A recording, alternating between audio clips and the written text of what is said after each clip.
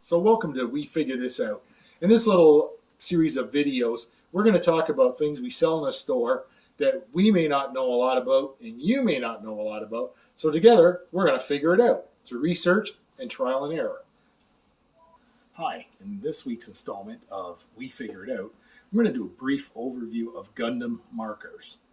Now, Gundam Markers are paint or ink markers that were developed specifically for Gundam modelers. That is, Gundam plastic models or Gunpla. We did a whole video about that earlier in the week. You can check that out if you want to learn more about the whole hobby of Gunpla. That being said, they work on plastic models, so they're applicable to any kind of plastic model. So they're not only limited to Gundam topics, they're also good for anything else. For example, we have, firstly, a panel line marker. Now, I understand this is a alcohol-based acrylic, so it'll be very similar to a Tamiya paint or a aqueous paint, but the tip is super fine. It's like a 1 millimeter tip. Let me demonstrate with one similar product. So you can see that fine tip. Probably won't come into focus for you, but that'll get right into panel lines, so you can draw panel lines with this. It is recommended to be used on a glossy, smooth surface. Makes sense, right? Then they have their regular paint markers. Okay, we've had these for a long time. This is basically your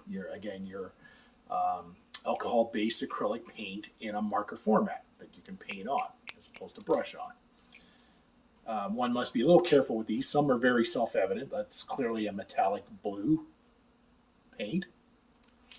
But some of the other ones, it's just the little fob that indicates that it's red.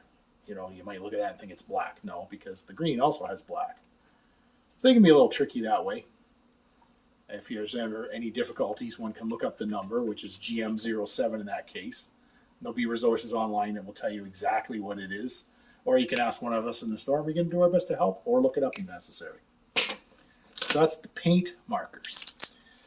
Now, they've been nice enough to start putting these things in bags now. And they kind of show you what the tip looks like on that product. So this is a type of thing called a flow marker.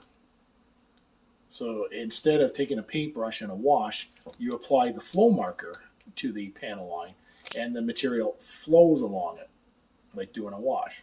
So the other pen, that really fine one I showed you, you have to physically draw the line.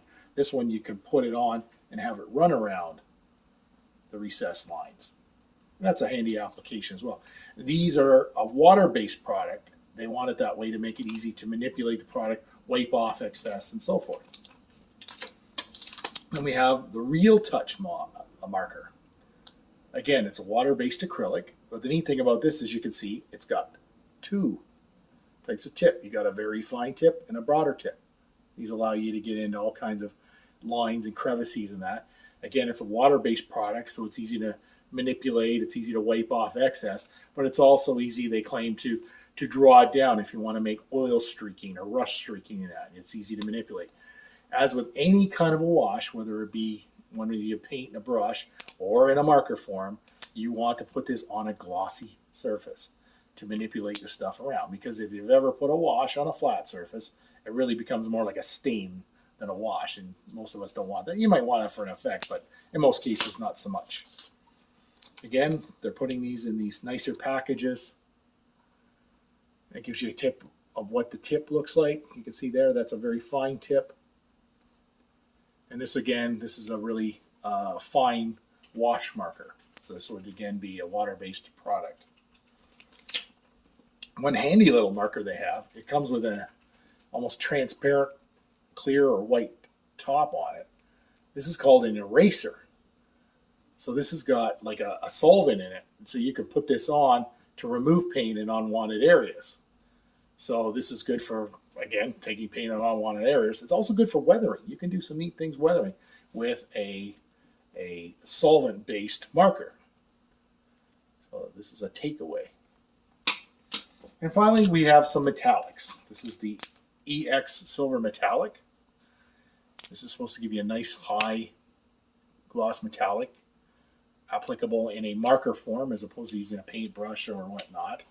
And they also have an even better one, which is a chrome marker. I hope to, in a future episode, to compare their chrome against the Molotel marker chrome, which has been kind of the standard for a number of years here, to see who's the shiniest, who puts up with masking more and things like that. In fact, at some point, I like to test out a lot of these different markers to see how they perform and share what I find out with you. As always, if you have experience with these products or I've said something that's absolutely wrong, please let us know in the comments down below. Share your knowledge like we're sharing ours. It makes us all better modelers, and we enjoy our hobby that much more. Thanks for watching. We'll see you again soon.